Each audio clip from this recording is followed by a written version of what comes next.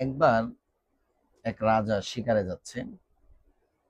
তো শিকারে যাওয়ার সময় তো উনি ওনার রাজমহলে যারাই ছিল সকলকে জিজ্ঞাসা করছে যে আমি তো সফরে যাচ্ছি, আমি তো শিকারে যাচ্ছি, তো শিকার থেকে তোমার জন্য কি আনবো, তোমার জন্য কি আনবো। তো সবাইকে এইভাবে সে জিজ্ঞেস করছে, প্রত্যেকের আকাঙ্ক্ষা বাদশার সামনে পেশ করছে। বাদশার অতি আদরের একটা পাখি ছিল, সেই পাখিটা সবসময় খাঁচায় বন্দি থাকতো, বাদশার সামনে থাকতো। তো বাদশাহ ওই পাখিটাকেও জিজ্ঞেস করছে যে তোমার জন্য কি আনবো। তো পাখিটা উত্তর দিছে যে আমার জন্য কিছু আনতে হবে না, আপনি যেহেতু জংলায় যাচ্ছেন শিকারের জন্য, তো আমার সালাম, আমার যে সমস্ত ভাইয়েরা মুক্ত আকাশে উড়ে বেড়াচ্ছে তাদের কাছে আমার সালাম দিবেন। তো বাদশাহ বলতেছে যে তোমার জন্য কিছু আনবো না, বরং তোমার সালাম দিব, এতটুকুই তোমার চাওয়া? সে বললো হ্যাঁ, এতটুকুই আমার চাওয়া। ঠিক আছে, তুমি যা বলবা তাই। তো বাদশাহ শিকারে চলে গেছে। শিকারে যাওয়ার পর সে তার প্রত্যেকের মন রক্ষার্থে যে যা চাইছে ওই রকম শিকার করার চেষ্টা সে করছে। তো শিকার করতে করতে এক পর্যায়ে মনে হলো, আরে আমার পাখি তো, সে বলেছিল যে তার সহপাঠীদেরকে সালাম দেওয়ার জন্য, সালাম জানানোর জন্য। তো যখন সে পাখির ওই রকম পাখির জাক দেখলো, তাদেরকে বলল যে হ্যাঁ, হে পাখি সম্প্রদায়, আমার খাঁচায় তোমাদের এক ভাই আছে, সে তোমাদেরকে সালাম জানিয়েছে। তো এই সালাম জানানোর সাথে সাথেই যে পাখিগুলাকে উদ্দেশ্য করে সে সালাম জানাইছে, সবগুলা পাখি গাছের ডাল থেকে জমিনে পড়ে গেছে। তো বাদশা অবাক হইল যে সালাম দিলাম, সালাম শোনা মাত্র সবগুলা পাখি জমিনে পড়ে গেল। তো বাদশা সেখানে গেল, পাখিগুলাকে হাতাইলো, দেখলো হাতে নিয়ে যে আসলে পাখিগুলা তো মারা গেছে। তো পাখিগুলো মারা গেছে এই কথা মানে সে বুঝার পরে বাদশা অনেক কষ্ট পাইল যে আসলে আমার এই কাজটা করা বোধহয় ঠিক হয়নি। সে চিন্তা ভাবনা করে মন খারাপ। তো সে তার সফর শেষ করে রাজপ্রাসাদে ফিরে আসছে। যখন সে রাজপ্রাসাদে ফিরে আসলো, রাজপ্রাসাদে ফিরে আসার পর সবাইকে সবার শিকার গুলাকে বুঝাই দিতেছে।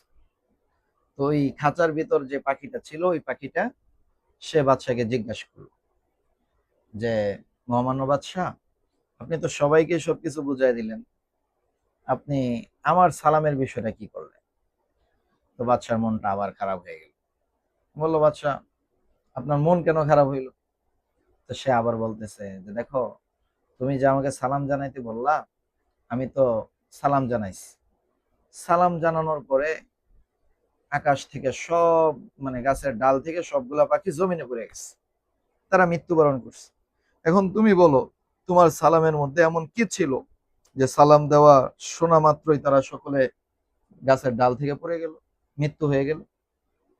তো এই কথা বলতে বলতে বাদশাহ যখন খাঁচার দিকে তাকাইছে, তাকায় দেখে খাঁচার পাখিটাও মেরে গেছে, সেও মৃত্যুবরণ করছে।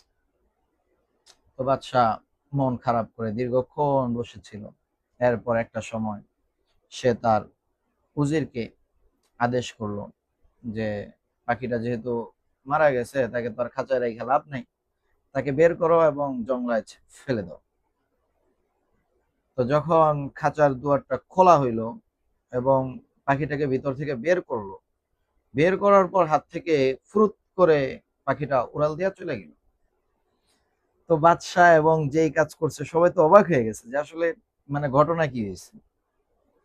তো পাখিকে জিজ্ঞেস করতেছে যে এমন কেন করলা, তুমি তো মরে গেলা, তুমি জিন্দা হইলা কিভাবে? আসলে মানে বিষয়টা আমার বুঝে আসলো না।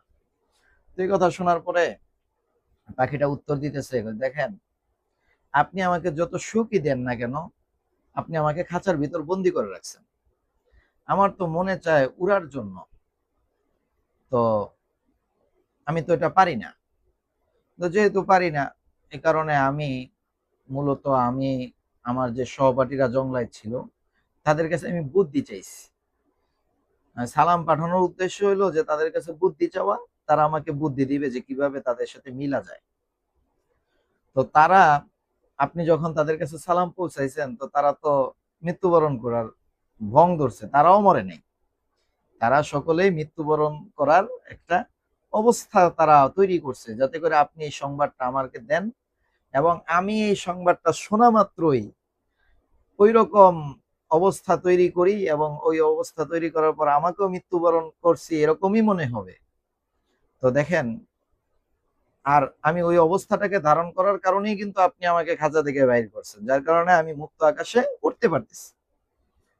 আসলে যে জিনিসটাই গল্পের মধ্যে বোঝানোর উদ্দেশ্য, বোঝানো মূল মাকসাদ, সেটা হলো মৃত্যুর আগে যদি কেউ মৃত্যুবরণ করতে পারে, মৃত্যুর আগে যদি কেউ মৃত্যুর অবস্থা তৈরি করতে পারে, মৃত্যুর আগে যদি কেউ মৃত্যুবরণ করার যেই অবস্থাটা, ওই অবস্থাটা পরিপূর্ণভাবে যে বাস্তবায়ন করতে পারে, তো সেই প্রকৃতভাবে বিজয়ী হইতে পারে, সেই প্রকৃতপক্ষে জীবনের স্বাদ নিতে পারে।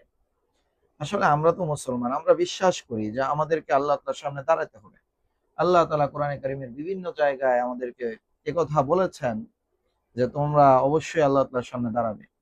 ৩০ নম্বর পড়ার মধ্যে আছে সুম্মা ইলাইহি তুরজাউন, যে তোমাদেরকে আল্লাহ তাআলার সামনে দাঁড়াতে হবে। এবং আমরা একথা সবাই বিশ্বাস করি। তাই আসুন মৃত্যুর পূর্বে নিজেকে মৃত্যুর জন্য প্রস্তুত করি।